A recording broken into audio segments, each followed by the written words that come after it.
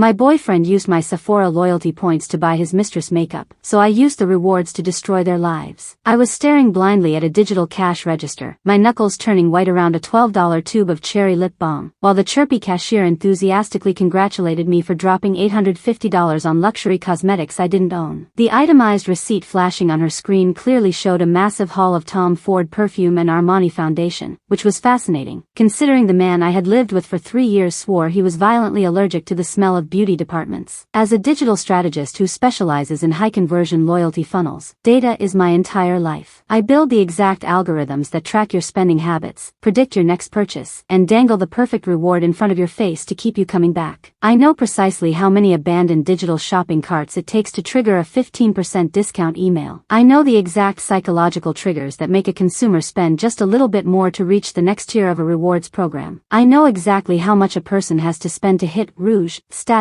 at Sephora. And up until this past Saturday, I thought I knew the man I was sleeping next to. I hadn't set foot in a Sephora in 6 months. I bulk order my skincare online, and my makeup routine takes exactly 4 minutes. I had only wandered into the mall that afternoon because the dry winter air was tearing my lips apart, and I just needed a cheap fix. I stepped up to the counter, handed the girl my lip balm, and typed my phone number into the keypad. The cashier, a girl with winged eyeliner sharp enough to draw blood and a name tag that read Jenna, looked at her screen, and her jaw physically dropped. "Oh my God, Fiona, you are literally our top-tier customer this month," she squealed, her voice echoing over the heavy bass of the store's pop playlist. "You just spent $850 here last Tuesday. I didn't even recognize you without your mask on. That Tom Ford Private Blend and the Armani Luminous Silk Foundation put you way over the spending limit. You have a $150 rouge reward ready to use right this second. Want to just grab the 100ml Chanel right now?" I felt the heat rising in my neck, and my vision went momentarily blurry with a terrifying, white-hot rage. My brain, trained to analyze data anomalies, immediately threw up a massive red flag. "I'm sorry, Jenna," I whispered, keeping my voice terrifyingly level so I wouldn't alert her to the internal panic attack I was currently having. "Could you repeat that? When exactly did I buy those items?" "Last Tuesday," Jenna chirped, tapping her manicured nail against the monitor. "At exactly 2:14 in the afternoon. And girl, honestly, the Tom Ford Oud Wood is such a bold choice for you. Most women hate it, but I respect the hustle. Do you want to use the rouge reward today?" Last Tuesday, at 2:14 p.m., I was in a quarterly review with my agency's board of directors. Caleb, my boyfriend, was supposedly 3 hours away on a mandatory corporate work retreat in the city, complaining to me via text about how dry the chicken was at the catered lunch. Caleb, the man who routinely gagged when we walked past a Bath and Body Works. Caleb, who used to loudly mock my overpriced face paint, and claimed he liked women who looked natural. "Not today, Jenna," I muttered, aggressively shoving a $20 bill across the counter. "Keep the change. I need to go." I didn't wait for my receipt. I practically ran out of the store, my heart hammering against my ribs like a trapped bird. I bypassed the crowded food court, ignored the weekend mall traffic, and sprinted out to the parking garage. I locked myself inside my freezing car, threw the lip balm onto the passenger seat, and forced my breathing to slow down. Data doesn't lie, I reminded myself, gripping the steering wheel until my hands cramped. People lie. Data leaves a trail. I pulled my phone out of my purse with shaking hands and opened the Sephora app. I bypassed the flashy homepage and navigated straight to my account settings. If Caleb had used my phone number at a register, it would be logged. But if he bought it online, there would be a digital footprint. I clicked into the Order History tab. Sure enough, there it was. A completed transaction for $850. But it wasn't just a standard online order. It was a digital, shade match, purchase. I clicked into the Virtual Try-On History. Sephora's app uses augmented reality and your device's camera to match foundation to your specific skin tone. The log showed that someone had used my logged-in account, specifically from the IP address associated with Caleb's iPad Pro, the iPad that was perpetually connected to our shared home Wi-Fi and synced to my cloud, to scan a photograph and find a perfect color match. I stared at the screen, letting the reality of the technical data wash over me. I am incredibly pale. In web design terms, my hex code is essentially #fafafa, pure, porcelain, blinding white. The purchase history staring back at me was for 2 expensive bottles of Armani foundation in shade #6.5, amber sand, a deep, warm, olive-toned bronze. My stomach plummeted directly into my shoes. I knew exactly who wore shade #6.5 amber sand, because I had listened to her complain about how hard it was to find in stock for the last 4 years. I had held her hair back while she threw up at college frat parties. I had paid her rent when she was laid off during the pandemic. She was my soul sister, my best friend, Chloe, I squeezed my eyes shut, a sick, dizzying wave of betrayal washing over me. But I didn't cry. Crying is for people who don't have administrative access to their cheating boyfriend's entire digital life. I opened my eyes, and my strategist brain took the wheel. I needed undeniable, airtight proof before I burned my entire life to the ground. That's when the real bombshell dropped. I scrolled down to the delivery method of the $850 transaction. It hadn't been shipped to our house, and it hadn't been shipped to Chloe's apartment. It was processed as an in-store pickup, but Caleb hadn't picked it up himself. I tapped on the digital receipt. Under the authorized pickup person section, Caleb had manually typed in a name. It didn't say Chloe. It said, C. Valentine. Valentine is Chloe's middle name. It's what she uses on her private, secondary Instagram account. He had deliberately used a pseudonym to keep it off my radar, completely forgetting that by using my loyalty phone number to get the discount points, he was creating an indestructible digital paper trail directly to my inbox. I wasn't done yet. I opened the location services slip attached to the digital receipt. The Sephora app requires location data to verify which store you're picking your items up from. The map loaded, a little red pin dropping aggressively onto the screen. It wasn't the mall near our suburban house. It was a high-end, boutique Sephora located directly in the center of the city. I zoomed in on the map, dragging my finger across the digital grid. The store was exactly 3 blocks away from the boutique hotel where Caleb's mandatory corporate work retreat was being held last Tuesday. The same work retreat where spouses and partners were strictly prohibited. I sat in the silence of my car, the cold winter air seeping through the windows. I tapped the phone app and dialed Caleb's number. It rang 3 times before he answered. Hey, babe, Caleb whispered, his voice hushed and hurried, exactly how it sounded when he was trying to look important in front of his colleagues. I'm in a breakout session right now. Can I call you back? Just missing you, I lied, forcing my voice to drip with a sickening, honeyed sweetness. How's the seminar going? Are you guys still trapped in that conference room? Yeah, it's brutal, he sighed heavily, the sound of fake exhaustion practically oozing through the speaker. The air conditioning in this hotel is suffocating. We haven't even had a break to step outside. I'm just looking at spreadsheets. I'll probably be stuck here until 8 tonight. Okay, honey, I whispered back, my eyes fixed on the Sephora receipt clearly proving he had been scanning his mistress's face on his iPad and ordering her luxury cosmetics in the middle of his so-called spreadsheet session. Have fun. Love you. I hung up the phone. The sadness evaporated, completely replaced by a cold, calculating, and utterly terrifying sense of purpose. I got out of my car, locked the doors, and walked right back into the mall. I marched directly past the food court, ignoring the crowds, and walked right back up to Jenna at the Sephora counter. She looked up, startled by my sudden reappearance. I changed my mind, Jenna, I said, my voice completely devoid of emotion. I want to use my $150 Rouge reward right now. Oh, awesome, she smiled, clearly relieved I wasn't having a mental breakdown. Did you want that Chanel perfume we talked about? No, I replied, staring blankly at the wall of fragrances behind her. I want the most aggressive, suffocating, masculine, impossible to wash out oud wood cologne you have in this entire store. I want something that smells like a lumberjack bathed in crude oil and set himself on fire. And I want the biggest bottle my reward points can buy. Jenna blinked, utterly bewildered, but she didn't argue. She walked over to the darkest corner of the men's fragrance section and pulled down a massive, heavy glass bottle of a niche, absurdly potent oud extract. This is an oil-based parfum, she warned me, ringing it up on the register. It has a 24-hour stay power. If this gets on your clothes, it will not come out for a week. Are you sure? It's absolutely perfect, I smiled, watching her apply my $150 credit. The total came to exactly $0. I took the heavy black shopping bag, walked back to my car, and typed Chloe's address into my GPS. Chloe lived in a chic, overpriced loft downtown, about 20 minutes away. As I drove, I calmly reviewed the logistics of my plan. I had a spare key to her apartment on my keychain. She had given it to me 3 years ago for absolute emergencies, like feeding her cat when she was out of town or watering her overpriced succulents. She was currently at her Saturday yoga class, a class she had invited me to just yesterday. I had declined, telling her I had errands to run. I parked 2 blocks away to ensure my car wasn't visible from her windows, walked up to her building, and let myself into the lobby. I rode the elevator up to the 4th floor, my heart completely steady. I wasn't erratic. I was executing a sequence. I slid the key into her deadbolt. It turned with a satisfying, heavy click. I pushed the door open and stepped into her loft. Instantly, the smell hit me. It was unmistakable. It was the sharp, spicy, luxurious scent of Tom Ford Private Blend. The exact $350 fragrance Caleb had purchased purchased for her on my dime. I closed the door behind me and walked silently down the hallway, the hardwood floors cold beneath my boots. I walked straight into her master bedroom. There, sitting completely undisturbed on her brightly lit makeup vanity, were the two pristine bottles of Armani Luminous Silk Foundation in shade #6.5 Amber Sand. But that wasn't what made my blood run cold. Hanging casually over the back of her bedroom door was a faded gray zip-up hoodie. It was the exact hoodie Caleb claimed he had lost at the gym 3 months ago. The one I had spent an hour looking for because he was throwing a tantrum about it being his lucky lifting shirt. I felt a dangerous, hysterical laugh bubble up in the back of my throat. I didn't break the foundation bottles. I didn't smash her mirrors. Vandalism is a crime, and I am a professional. Instead, I reached into my Sephora bag and pulled out the massive, heavy glass bottle of the aggressive oud cologne. I unscrewed the metal cap, tossing it over my shoulder. I walked over to Chloe's meticulously made, absurdly expensive, high thread count white duvet. I tilted the bottle, and I began to pour. I didn't just splash it. I aggressively, systematically emptied the thick, oil-based liquid into every single layer of her bedding. I let it soak deep into her memory foam pillows. I poured it in thick streaks across the sheets. I walked over to the door and completely drenched the collar, the sleeves, and the hood of Caleb's lucky gym hoodie until the fabric was stained a dark, oily amber. The smell was instantaneous, blinding, and totally inescapable. It smelled like a heavy, suffocating cloud of burnt wood, aggressive patchouli, and raw musk. It was the kind of scent that clings to the inside of your nostrils and makes your eyes water. Jenna wasn't lying. This stuff was practically radioactive. I threw the empty glass bottle into her trash can, walked out of the apartment, and carefully locked the door behind me. I walked back to my car, got into the driver's seat, and rolled the windows down just to get the residual smell out of my own clothes. I pulled out my phone, opened my messages, and created a new group chat. I added Caleb's number. I added Chloe's number. I opened the Sephora app one last time, took a crystal clear screenshot of the $850 purchase history, the shade #6.5 foundation, and the C Valentine authorized pickup screen. I attached the image to the chat. My thumbs flew across the keyboard with the precision of a sniper. Hey guys, I noticed my loyalty points were spiking drastically this week, so I checked the data logs. Caleb, thank you so much for the Rouge status. I really appreciate you scanning your mistress's face on the iPad linked to my iCloud account. Chloe, I really hope the Armani number 6.5 Amber Sand covers the look on your face when you realize I've already changed the cloud passwords to the loft and disabled your digital access to the building. Also, I dropped by and left a little scent memory on your bed. That cologne has a 24-hour stay power, and it's oil-based. Enjoy smelling like my Sephora reward for the rest of the week. I hit send. I didn't wait for the bubbles to pop up. I didn't wait for the frantic, panicked phone calls that I knew were coming. I immediately opened my Apple account settings. As the family sharing administrator for our household, I had complete overarching control over every Apple device Caleb owned. I clicked on his MacBook Pro, the one he was supposedly using right now at his work retreat, to look at spreadsheets. I clicked remote lock. I selected the option to flag the device as stolen, rendering it entirely useless, locking him out of his email, his presentations, and his corporate VPN. I did the exact same thing to his iPhone. I watched the little green dots next to his devices turn gray. The digital eviction was complete, but I wasn't finished. You don't mess with a digital strategist and expect to walk away without a social breach. I opened Instagram. I selected a beautiful, aesthetic stock photo of the Tom Ford Private Blend perfume. I uploaded it to my story. I specifically tagged Caleb's private account, and I tagged Chloe's main profile directly over the image of the bottle. I typed out a glowing, highly visible review. Product review, Tom Ford Private Blend. Top notes, bergamot and citrus. Heart notes, utter betrayal. Base notes, a $150 gift card funded by my ex-boyfriend's mistress. 0/10, would not recommend for loyal partners, but apparently great for backstabbing best friends. I hit publish. Within exactly 4 minutes, my phone began vibrating so violently it nearly vibrated right off the center console. The calls were coming through Caleb's emergency work cell, the one he thought I didn't have the number for. I silenced the ringer, put my car in drive, and pulled out into the city traffic, the faint, lingering smell of cherry lip balm the only thing keeping me grounded. The fallout was catastrophic, rapid, and entirely public. By the time Caleb realized his devices were completely bricked, his boss, who followed me on Instagram because I had consulted for their marketing team last year, had already seen my story. Caleb's cover story of being trapped in a conference room breakout session completely disintegrated when human resources demanded to know why his company laptop was pinging as a stolen device Mistress from a boutique hotel 3 blocks away from the actual corporate event. He was put on administrative leave by Monday morning. As for Chloe, her apartment was rendered legally uninhabitable for 3 straight days. The oil-based oud extract had seeped so deeply into her mattress that she had to throw the entire bed frame out. The building management received 6 noise and odor complaints from her neighbors because the suffocating, hypermasculine scent had traveled through the ventilation shafts into the adjacent units. She tried to salvage Caleb's gym hoodie by washing it in hot water, which only permanently baked the smell into the fabric and ruined her washer. Right now, I am sitting in the first-class lounge at the international terminal. Caleb's frantic emails are still bouncing back from the auto-reject filter I set up on my server. Chloe has deleted all of her social media accounts and moved back in with her parents in the suburbs. I opened my Sephora app, watching the little golden stars spin on my screen. I still have 50,000 points left over from the years of organic loyalty building I did before Caleb decided to hijack my funnel. I'm currently using them to book a private, VIP, revenge makeover at the flagship Sephora on the Champs-Élysées. Am I the monster here for completely annihilating their digital and personal lives over a bottle of makeup, or did they get exactly what they deserved for leaving a data trail a blind woman could have followed?